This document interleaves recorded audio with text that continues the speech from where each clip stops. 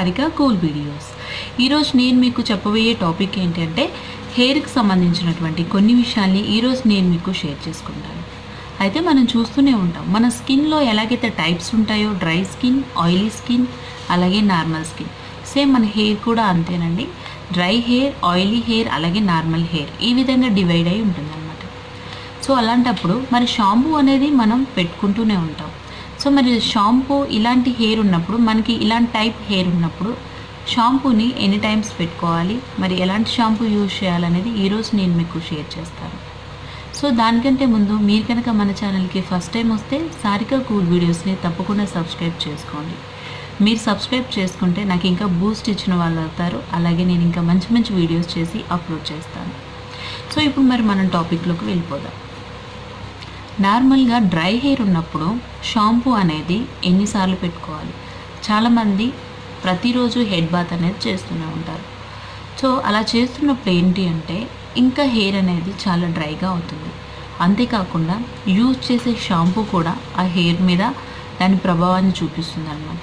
కాబట్టి dry hair ఉన్నప్పుడు మీరు కంపల్సరీ వీక్లీ వన్స్ మాత్రం హెడ్ బాత్ అనేది చేయండి. తర్వాత ఆయిల్ కానీ లేదంటే ఏదైనా క్రీమ్ కానీ వెంటనే అప్లై చేసుకోండి. అంటే మీ హెయిర్ డ్రై అయిన తర్వాత అప్లై చేసుకోండి. జుట్టు తడిగా ఉన్నప్పుడు ఎప్పుడు కూడా కోమింగ్ అనేది చేయొద్దండి. అలా చేయడం వల్ల హెయిర్ అనేది బ్రేక్ అవుతుంటుంది. అంతేకాకుండా హెయిర్ ఫాల్ అనేది అవుతుంది. రూట్స్ కూడా లూజ్ అవుతాయి అన్నమాట. అంటే అవి అప్పటికే స్నానం చేసి ఉంటారు, మీరు హెడ్ బాత్ చేసి ఉంటారు. మన హెయిర్ రూట్ అనేది ఏంటి అంటే అలా తడిచి ఉంటుంది. కాబట్టి మీరు ఇలా దువ్వడం వల్ల ఆ హెయిర్ రూట్స్ అనేది లూజ్ అయ్యే ఛాన్సెస్ ఉంటాయి. కాబట్టి ఎప్పుడు తల తడిగా ఉన్నప్పుడు మాత్రం మీరు అసలు కోంబింగ్ అనేది చేయొద్దు. అంతేకాకుండా డ్రై హెయిర్ ఉన్న వాళ్ళు కంపల్సరీ ఎగ్ షాంపూకి ప్రిఫరెన్స్ ఇవ్వండి. సో అలా చేయడం వల్ల ఏంటి అంటే మీ హెయిర్ అనేది డ్రైనెస్ అనేది తగ్గుతుంది. అలాగే ఆయిలీ హెయిర్ ఉన్న వాళ్ళు మీరు వారానికి 2 సార్లు హెడ్ బాత్ అనేది చేయాలండి. అలాగే ఎక్కువ ఆయిల్ కానీ క్రీమ్స్ కానీ హెయిర్కి అప్లై చేయొద్దు. ఇలా చేయడం వల్ల ఆల్రెడీ మీది ఆయిలీ హెయిర్ కాబట్టి ఇంకా జిడ్డుగా అయ్యే ఛాన్సెస్ ఉంటాయి. అంతేకాకుండా మీరు లెమన్ రిలేటెడ్ ఏదైనా షాంపూని యూజ్ చేయండి. మనం నార్మల్ హెయిర్ ఉన్న వాళ్ళు ఎప్పుడు షాంపూ చేసుకోవాలని చెప్తాను. సో మీరు 10 డేస్కి ఒకసారి చేసుకోవచ్చండి. అయితే ఈ 10 డేస్ మధ్యలో మీకు ఎప్పుడు నీడ్ అనుకుంటే మీరు అప్పుడు షాంపూ అనేది పెట్టుకోవచ్చు. మీరు ఎక్స్ట్రా ఆయిలీ కానీ ఎక్స్ట్రా క్రీమ్ ఉన్న ప్రొడక్ట్స్ అనేది యూజ్ చేయొద్దు. అలా యూజ్ చేయడం వల్ల ఇన్ ఫ్యూచర్లో హెయిర్ అనేది డ్యామేజ్ అయ్యే ఛాన్సెస్ ఉంటాయి. మీరు అనుకోవచ్చు నా హెయిర్ అనేది నార్మల్గానే ఉంది కదా అని అనుకొని ఏ ప్రోడక్ట్ అంటే ఆ ప్రోడక్ట్ మాత్రం మీరు యూజ్ చేయొద్దు అనమాట. సో మనకు తెలియకుండానే మన హెయిర్ అనేది డ్యామేజ్ అవ్వడానికి చాలా ఛాన్సెస్ అనేవి ఉంటాయి. అయితే మీరు టానిక్ షాంపూస్ అని చెప్పేసి దొరుకుతాయండి, అవి యూస్ చేయొచ్చు. లేదంటే హెర్బల్ షాంపూస్ యూస్ చేయొచ్చు. ఇప్పుడు మనం మరి కోంబు సెలెక్షన్ ఎలా చేసుకోవాలి అనేది చెప్తాను. ఈ కోంబు సెలెక్షన్ కూడా చాలామంది పట్టించుకోరనమాట.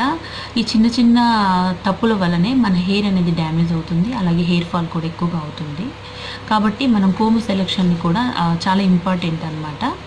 మరి ఎలాంటి కోంబుని సెలెక్ట్ చేసుకోవాలంటే ఆ కోమ్ చివర చాలా షార్ప్గా ఉంటుంది చూడండి, అలాంటి కోమ్ను అసలు మీరు అసలు తీసుకోవద్దు. ఎందుకంటే అలాంటి కోమ్ తోటి మనం దువ్వుకోవడం వల్ల మన హెయిర్ రూట్స్ అనేవి డ్యామేజ్ అవుతాయన్నమాట. అవి చాలా షార్ప్గా ఉంటాయి కాబట్టి.